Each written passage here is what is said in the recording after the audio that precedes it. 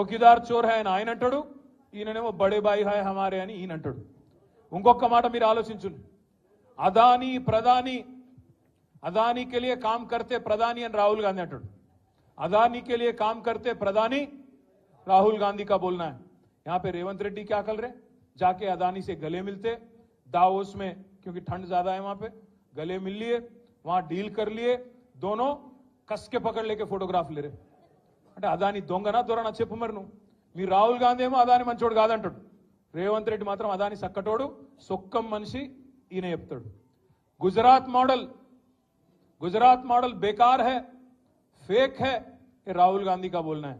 अब यहां पे हमारे छोटे भाई नरेंद्र मोदी के छोटे भाई रेवंत रेड्डी का बोलना है कि तेलंगाना को मैं गुजरात के रास्ते पे ले जाता हूं, गुजरात मॉडल बनाता हूं అని ఇక్కడ ఈయన మాట్లాడుతాడు. लिकर स्कैम कुछ नहीं है, अरविंद केजरीवाल को अरेस्ट करना ना इंसाफ है, ये अच्छी बात नहीं है అని राहुल गांधी అంటాడు.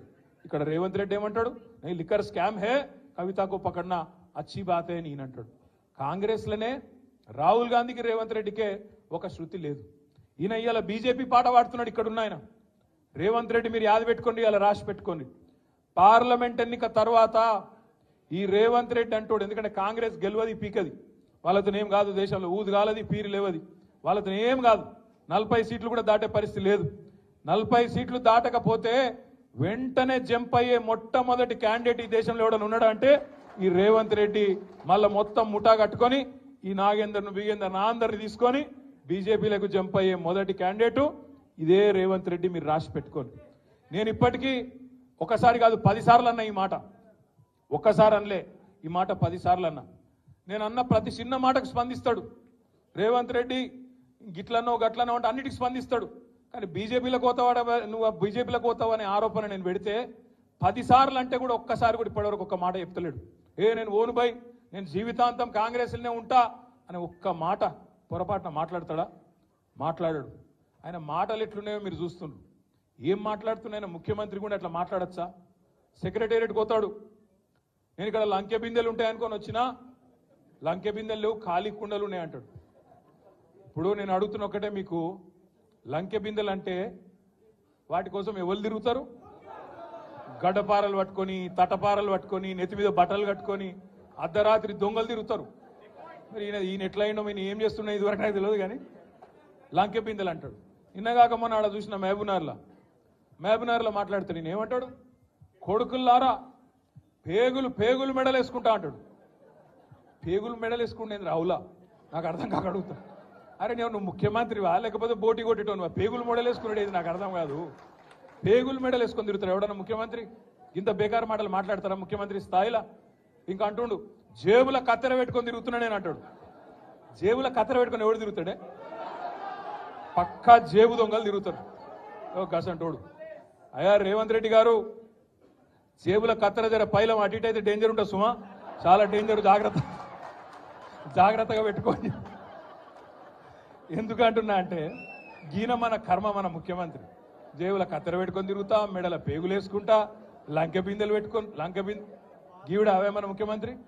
రైతు బంధు ఈరా మగడ అంటే అది శాత కాదు, కరెంట్ ఇయనికి శాత కాదు, మహిళా సోదరి మనులకు నెలకు 2500 ఇస్తాను అది ఈరా భయ అంటే అది లేదు, నెలకు 4000 ఇస్తా ముసలోళ్ళ కన్నా అదేదిరా భయ అంటే అది దిక్కులేదు, ఇది ఏది తులం బంగారం అన్న ఆడపిల్లల పెళ్లికి అదేదిరా అంటే అది లేదు, ఇవేవి లేవు. అందుకే దాన్ని కవర్ చేయడానికి ఏం చేస్తుండు, ఫోన్ ట్యాపింగ్ అవుతుంది అంటాడు. ఏడైతుందిరా భయ్ ఏమైతుంది బయట పెట్టంటే మనకు చెప్పాడు. యూట్యూబ్లకు లింక్లు ఇస్తారు, యూట్యూబ్లకు మీడియాలకు లింక్లు ఇచ్చి వీళ్ళ ఫోన్ ట్యాప్ అయింది, వాళ్ళ ఫోన్ ట్యాప్ అయింది, ఇదైపోయింది అదైపోయింది. చెయ్యి, నీ చేతులు ఉంది కదా అధికారం, ఏం చేస్తావు వచ్చేయి అద్దంటారు ఎవరన్నా? ఏమన్నా తప్పు జరిగితే విచారణ చేయి, మేము అద్దంటలేం కదా. ఎక్కడెక్కడ తప్పులు జరిగినావో ఎవరు తప్పులు చేసినరో వాళ్ళ మీద చర్య తీసుకో. భయపడతాం, ఎవడు కూడా ఇక్కడ భయపడ్డాడు ఎవడు లేనే లేడు. నువ్వు ఎంటిగా కూడా వీకలేవు అనే మాట కూడా నేను విజ్ఞప్తి చేస్తా ఉన్నా. మీరు దయచేసి నేను మిమ్మల్ని కోరేది ఒకటే, మనం వీటికి ఆగం కావద్దు. ఈ 100 రోజులల్లా అస్సలు పనిచేసే తెలివేమో లేదు, కరెంట్ ఇచ్చే ముఖం లేదు, మంచిళ్ళు ఇచ్చే ముఖం లేదు, రైతు బంద్ చేసే ముఖం కాదు, రైతులు చస్తుంటే రైతుల పొలాలు ఎండుతుంటే ఆయన పోయే తెలివి లేదు. ఓదికు ఇసుక దందా, ఓదికు రైస్ మిల్లర్లను పిలిచి బెదిరించుడు, ఓదికు క్రషర్లను పిలిచి బెదిరించుడు, ఓదికు బిల్డర్లను పిలిచి బెదిరించుడు, మాకు పార్లమెంట్ ఎన్నికలకు పైసలు కావాలి, ఢిల్లీకి కప్పం కట్టాలి అని 2000 కోట్లు ఇప్పటికే మెల్లగా జమ చేసుడు. ఆ జమ చేసుడు బయటికి రాకుండా ఏం చేయాలి? ఇగో ఫోన్ ట్యాపింగ్ అవుతుంది, ఇగో ఈ స్కామ్ అవుతుంది, గొర్రెల స్కామ్ అవుతుంది, బర్రెల స్కామ్ అవుతుంది అని టీవీలలో తిప్పాలి, మన నెత్తులని ఖరాబ్ చేయాలి. అసలు కథ ఏంది? కిందనేమో ఇసుక స్కామ్లో ఒక మంత్రి దొరుకుతాడు, ఇంకో దగ్గర రైస్ మిల్లర్లు ఇంకో మంత్రి బెదిరిస్తాడు, ఇంకో దగ్గర క్రషర్ల మీద దాడులు చేసుకుంటా అక్కడ పైసలు వసూలు చేస్తారు, ఇక్కడ బిల్డర్ల మీద దాడులు చేసుకుంటా ఇక్కడ పైసలు వసూలు చేస్తారు. నేను అడుగుతున్నా రేవంత్ రెడ్డి, హైదరాబాద్ పరిధిలో ఇలా నువ్వే మున్సిపల్ మంత్రివి, నేను ఇదివరకు మొన్నటిదాకా నేను డిసెంబర్ దాకా నేను మంత్రిగా ఉంటి కాబట్టి నాకు తెలుసు డిపార్ట్మెంట్లో ఏం జరుగుతుందో నాకు కూడా తెలుసు. ఇవాళ నేను అడుగుతున్నా, గత 3 నెలలుగా హైదరాబాద్లో బిల్డింగ్ పర్మిషన్లు ఎందుకు వస్తలేవు? ఏ కారణం చేత బంద్ పెట్టినావు? బిల్డర్లను పిలిచి బెదిరించి మీరు పైసలు కడితేనే పర్మిషన్ ఇస్తా అంటున్న మాట వాస్తవం కాదా?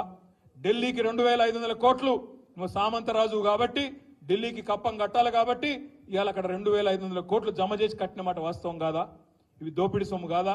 ఇలా నువ్వు మాట్లాడతావు ఈ తప్పు జరిగింది ఆ తప్పు జరిగింది అని బోగస్ ముచ్చట్లు, కేసీఆర్ని తిట్టుడు, అడ్డమైన ఛానళ్లలో ప్రచారాలు చేసుడు, పబ్లిక్ దిమాక్ అంతా ఫిరాయించిపోయేటట్టు అడ్డమైన మాటలు మాట్లాడు, అసలు మాటలు మాట్లాడు. ఈ మధ్యలో మీరు తెలుసు హైదరాబాద్లో ఏం జరిగిందో పద్మారావు గారికి కూడా మన కేసీఆర్ గారు చెప్పినారు, గోపి గారు కూడా చెప్పినారు. హైదరాబాద్లో మనం ఉన్నప్పుడు 20,000 లీటర్లకు ఫ్రీ నీళ్ల కోసం 11.5 లక్షల మందికి దగ్గర 11.5 లక్షల కుటుంబాలకు 20,000 లీటర్లకు ఫ్రీ నీళ్లు ఇచ్చినాం. కానీ ఈ ప్రభుత్వం వచ్చినాక, కాంగ్రెస్ ప్రభుత్వం వచ్చినాక మొన్న దగ్గర 8 లక్షల కుటుంబాలకు కొత్తగా 1,000 రూపాయల బిల్లులు పంపిస్తా ఉన్నారు బస్తీలలో ఇయ్యాలి. దాని మీద కొట్లాడవలసిన బాధ్యత మన మీదనే ఉన్నది అనే మాట నేను మీకు గుర్తు చేస్తా ఉన్నా, విజ్ఞప్తి చేస్తా ఉన్నా. అదేవిధంగా ఫ్రీ కరెంట్ అన్నారు, ఫ్రీ కరెంట్ 200 యూనిట్ల వరకు అన్నారు.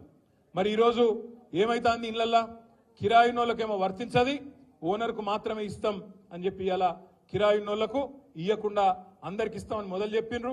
మొదలేమో అందరికి అన్ని ఫ్రీ అన్నారు, ఇప్పుడేమో కొందరికే కొన్ని ఫ్రీ అంటాను. రేషన్ కార్డు అని కట్టింగు, ఇంకోటని కట్టింగు, ఇంకోటని కట్టింగు పెట్టి కటింగులు చేసే ప్రయత్నం చేస్తున్నారు.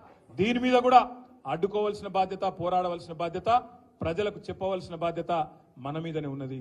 ఇవాళ కాంగ్రెస్ వాళ్ళు నమ్ముకున్నదేమో పచ్చి అబద్ధాల ప్రచారాలను, హైదరాబాద్లో ఉండే కొంతమంది టీవీ ఛానళ్లను అడ్డం పెట్టుకొని, యూట్యూబ్ ఛానళ్లను అడ్డం పెట్టుకొని దిమాగ్ ఖరాబ్ చేసే ప్రయత్నమేమో వాళ్ళు చేస్తాను.